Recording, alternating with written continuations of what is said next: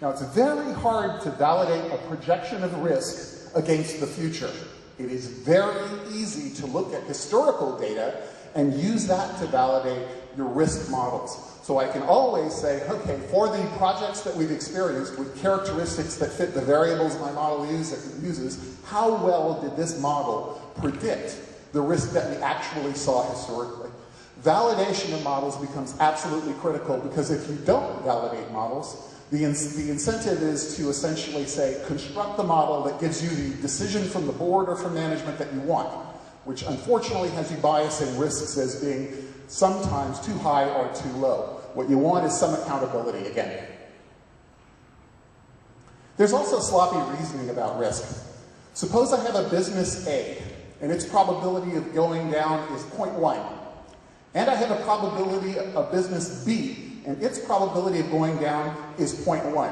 Now, these two businesses, they're different businesses. They have different enemies, they have different people, different threats, they have different infrastructures. What's the probability of both of them going down at the same time?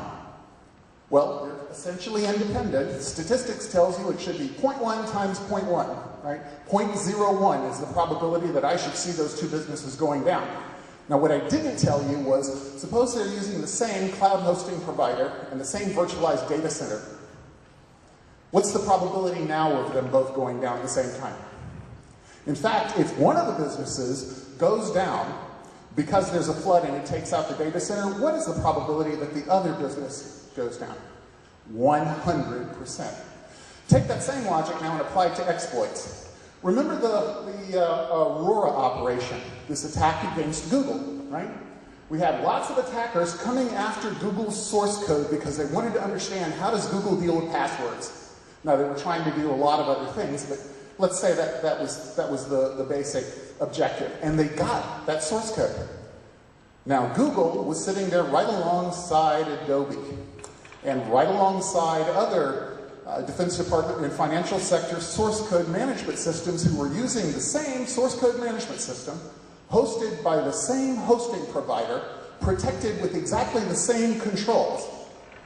So now, what is the risk to Adobe's source code, knowing that Google just got compromised and that Adobe is on the same servers, protected with the same techniques? The malactors just demonstrated they took down those techniques, they know the source code, they're sitting in the same data center.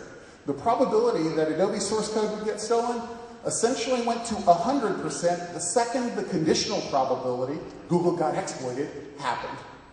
We tend to very, very frequently assume that probabilities are independent when in fact they're sharing an awful lot of infrastructure, memory, disk, DMA controllers, process, location, data centers, technology.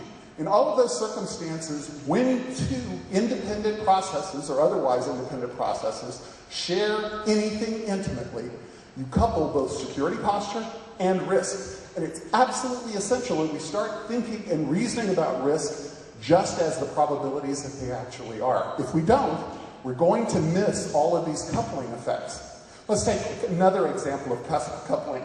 Amazon. The worst public cloud outage in history.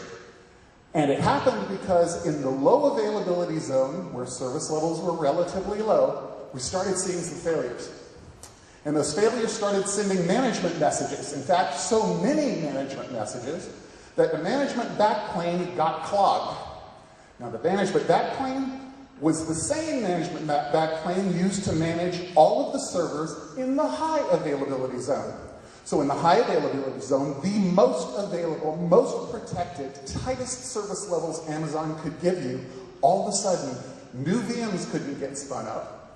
vMotion, or the equivalent of vMotion, couldn't occur. Backups couldn't occur. And in fact, those customers in the high availability zone, who had always assumed they have a different risk posture than those guys who are paying a lot less in the low availability zone, actually had their futures coupled very, very tightly. Again, two very different risks that in planning were assumed to be independent, but because they shared that one management backplane, were actually tightly coupled. The second that we overloaded the management backplane from the low availability zone, it became 100% probability we were going to have outages in the high availability back zone. One more example. Remember that 150 gigabit per second, you'll probably see in the news 300 gigabit per second distributed denial of service attack against Spamhaus, right? The guys who generate the list that say, don't let this email into your mail server because it's spam. So, the guys who generate spam do the biggest denial of service attack we've ever seen.